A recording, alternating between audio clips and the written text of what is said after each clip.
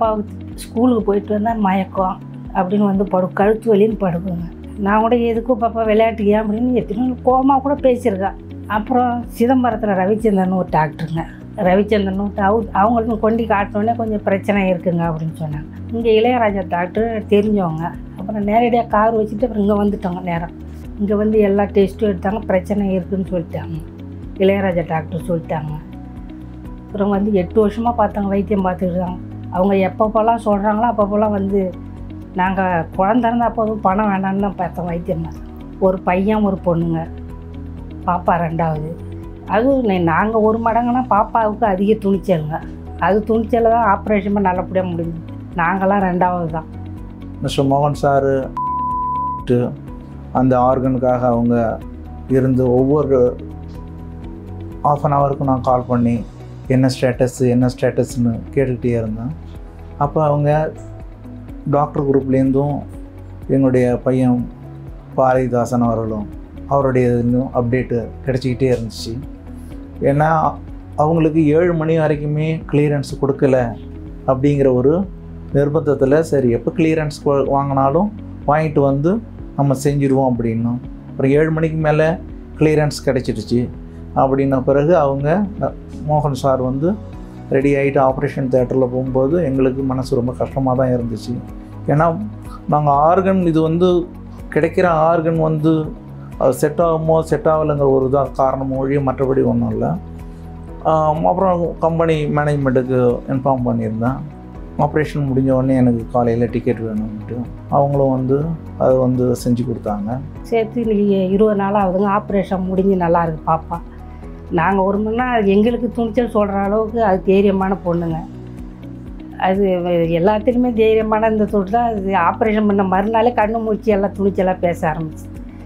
அது வெற்றிக்கு காரணமே அதுதாங்க. நாங்கள் 2வது தான் பெற்றோர்கள். அதுபோல் டாக்டருக்கு அவங்களுக்கு தான் கடவுளுக்கு அடுத்தது அவங்க தான். டாக்டருக்கு தான் கடவுள் நேராக வரமாட்டாங்க.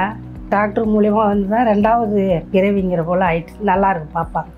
இளையராஜா டாக்டர் தெரிஞ்சவங்க, அவங்கள்ட்ட தான் 8 வருஷமாக காட்டிக்கிட்டு இருந்தேன். ஒரு வாரம் தங்கி எல்லாத்தையும் டெஸ்ட்லாம் பார்த்து எல்லாம் ரெடி ஆகிட்டு 12 டெஸ்ட்டு பண்ணாங்க. ஒரு 6 மாதத்துக்கு முன்னாடி வந்து ஒரு வாரம் தங்கி வைத்தியம் பார்த்தாங்க.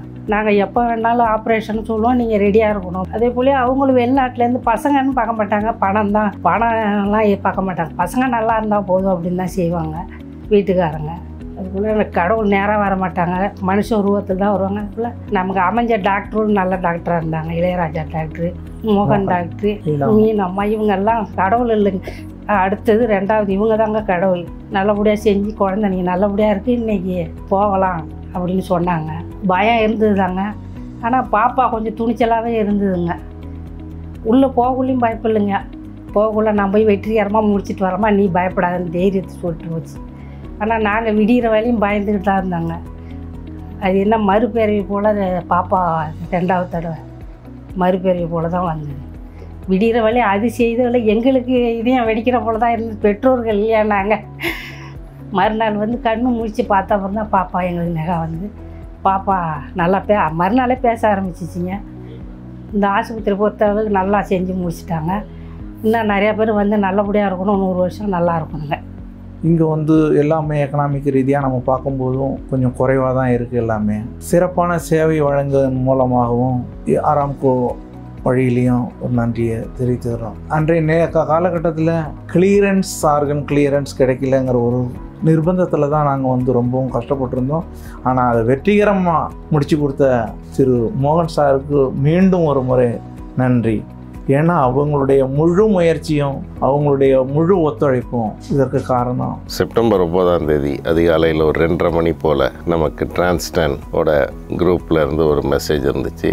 சென்னையில் ஒரு பிரெயின் டெட் டோனர் இருக்கிறாங்க, B பாசிட்டிவ் பிளட் குரூப்பு. அது நமக்கு சூட்டபிளான ரெசிபியன்ட் இருந்துச்சு. அந்த ரெசிபியண்ட்டுக்கு அதை யூஸ் பண்ணலாம் அப்படின்னு நாங்கள் டிசைட் பண்ணிவிட்டு ரெசிபியண்ட்டை காலையில் காண்டாக்ட் பண்ணப்போ அவங்க நேட்டிவ் பிளேஸில் சொந்த ஊர் சிதம்பரம் பக்கத்தில் அங்கே இருந்தாங்க. சரின்னா அவங்கள உடனே கிளம்பி நீங்கள் ஒரு 7:30 மணி போல் இங்கே வந்துருங்க அப்படின்னு நாங்கள் சொல்லிட்டோம். அவங்களும் டிரான்ஸ்பிளான்ட்டுக்கு அக்செப்ட் பண்ணிவிட்டு காலையில் கிளம்பி வந்துட்டாங்க.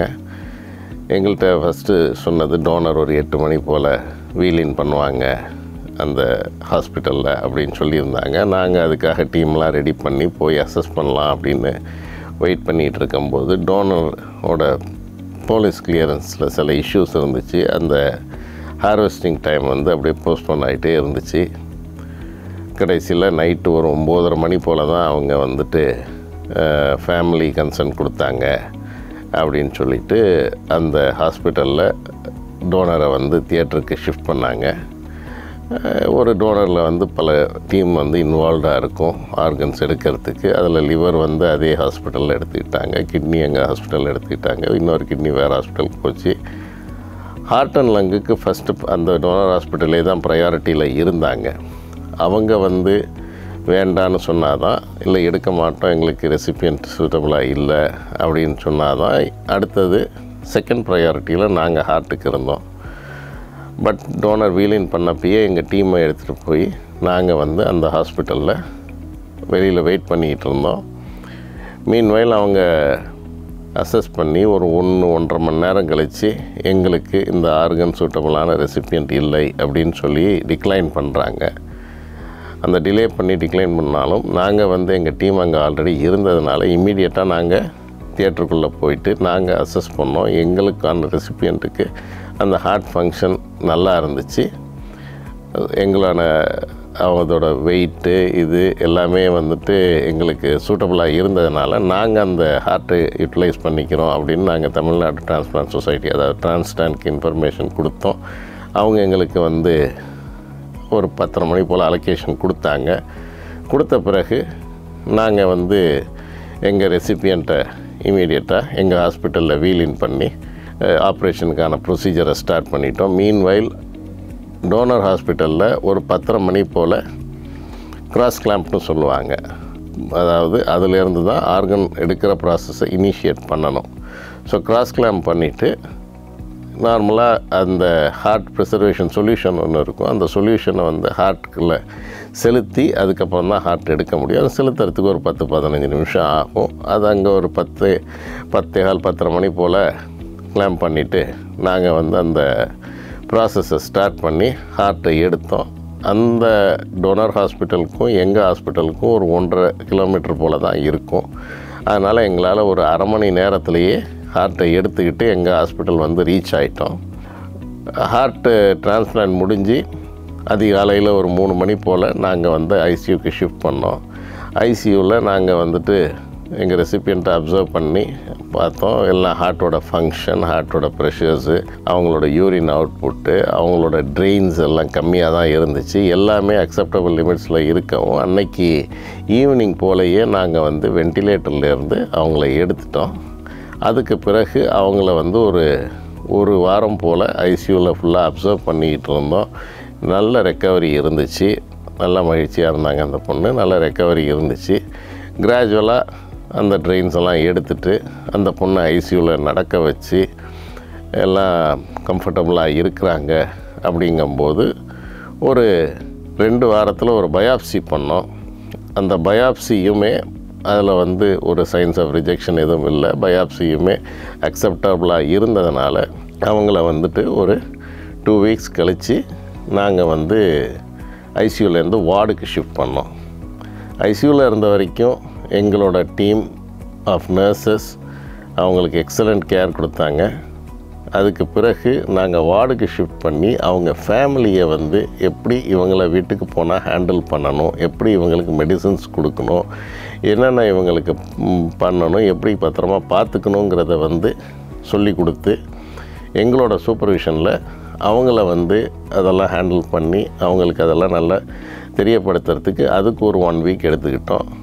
இப்போ அந்த பொண்ணு வந்து நல்லா இருக்கிறாங்க, நல்லா ஷேர்ஃபுல்லாக இருக்கிறாங்க. அந்த பொண்ணு 12வது படிக்கிற பொண்ணு போய் அது நல்லபடியாக 12th முடித்து நல்லா அது ஆசைப்பட்ட ஃபீல்டில் படித்து பெரிய ஆள் ஆகணுங்கிறது என்னோடய வாழ்த்துக்கள். முன்னாடி கொஞ்சம் தெளிவு இல்லாமல் இருந்தாங்க. இப்போ ஒரு ஆப்ரேஷன் ஒரு ஜஸ்ட் ஒரு 20 நாளில் வந்து இந்த அளவுக்கான ஒரு எதிர்பார்ப்பு வந்து பூர்த்தி செய்து விட்டாங்க. 20 நாள்லேயே மாற்றம், நல்ல ஒரு மாற்றம், நல்லபடியாக. ஏன்னா இங்கே வந்து டாக்டர்ஸோடைய இது வந்து அந்த அளவுக்கான பராமரிப்பில் வந்து அவங்க எல்லாமே செய்து தொட்டு தான் அவங்க அந்த அளவுக்கு நம்ம முழு முயற்சியில் அவங்க வெளியில் வந்திருக்காங்க. 8 வருஷமாக வீக்கம் மாத்திரை சாப்பிட்டு குறையலைங்க. இப்போ அதே அளவுக்கு தான் இருந்தது. சோர்வாக நான் என்னத்தை செய்ய போகிறேன்னு ஒரு சோர்வாக இருந்தக்கூடியவங்க இந்த ஆப்ரேஷனுக்கு பிறகு எங்கே துள்ளி குதிக்கலாங்கிற ஒரு இடத்துக்கு வந்துட்டாங்க. அதனால் அந்த நிலைமையை உருவாக்குனது இந்த ஆப்ரேஷன் தான். இதில் பயப்பட வேண்டிய அவசியமே இல்லை. என்னோட பேர் ஜெயபர்வதனி. நான் வந்து காட்டுமன்னார் கோவில். நான் 4th 5th படிக்கும்போது எனக்கு ப்ரீத்திங் டிஃபிகல்ட்டி, நடக்கும்போது வந்து மூச்சு இறைக்கிறது, அதுக்கப்புறம் மற்ற பசங்க மாதிரி நானும் விளையாடும் போது என்னால் விளையாட முடியல. ஏன்னா மூச்சு ரொம்ப கஷ்டமாக இருக்கும் மூச்சு விடுறதுக்கு. அதுக்கப்புறம் வீட்டில் சொல்லும்போது அங்கே லோக்கல்லே ஒரு டாக்டர்கிட்ட கூட்டு போய் காமிக்கும் போது அவங்க ஹார்ட் ப்ராப்ளம் இருக்க மாதிரி இருக்குதுன்னு சொன்னாங்க. அதுக்கப்புறம் எங்கள் பெல்ராத்தில் எங்களோட ரிலேட்டிவ் வந்து டாக்டர் இளையராஜா கார்டியோ கன்சல்ட் அவங்கக்கிட்ட வந்து கன்சல்ட் பண்ணும்போது தான் லெஃப்ட் சைடு வந்து ஹார்ட் பல்ஜாக இருக்க மாதிரி இருக்குது அப்படின்னு சொன்னாங்க. அதுக்கப்புறம் நான் 5th-லேருந்து 12th வரைக்குமே கண்டினியூஸாக மெடிசன் சாப்பிட்ற மாதிரி இருந்தது. அதுக்கப்புறம் நான் 10th படிக்கும்போது நான் ரொம்ப கஷ்டமாக இருந்தது ஸ்கூல் போகிறதுக்கே. அதுக்கப்புறம் வீட்டிலேருந்து தான் படிக்கிற மாதிரி இருந்தது. இது வந்து சர்ஜரி பண்ணணும்னு சொன்னாங்க. சர்ஜரி பண்ணணும்னு சொன்ன பிறகு டிரான்ஸ்பிளான்ட்டுக்கு வந்து பெல்ராத்லேயே பண்ணிடலாம் அப்படின்னு சொல்லி டிரான்ஸ்பிளான்ட்டுக்கு நான் 11th படிக்கும்போது அப்ளை பண்ணவங்க வந்து அப்ளை பண்ண பிறகு இப்போது டாக்டர் மோகன் சார் தான் வந்து எனக்கு சர்ஜரி பண்ணாங்க. நான் அப்ளை பண்ணி எனக்கு 6 monthல எனக்கு பண்ணிட்டாங்க. இப்போ எனக்கு வந்து அந்த ப்ராப்ளம் எதுவும் கிடையாது. நான் இப்போது முன்னாடியை விட இப்போ ரொம்ப பெட்டராக இருக்கேன். எனக்கு வந்து என்னோடய லைஃப்பை வந்து சேவ் பண்ணி கொடுத்த இந்த ஹாஸ்பிட்டலுக்கும் மோகன் sir, Veena ma'am, Vignesh sir, Bharat sir, Ram sir எல்லாருக்கும் ரொம்ப ரொம்ப தேங்க்ஸ். எல்லாரும் சேர்ந்தது தாங்க ஒரு வெற்றிங்க. அந்த டைமில் தான் சொந்தக்காரங்க மற்றவங்கெல்லாம் என்னங்கிறது அவங்களும் எல்லோரும் ஒத்துழைப்பு கொடுத்தாங்க. அதுபோல் டாக்டரு, நர்ஸு, வாட்ச்மேன் எல்லாருக்கும் நன்றி தாங்க. எல்லோரும் சேர்ந்தது தான் ஒரு வெற்றிங்க.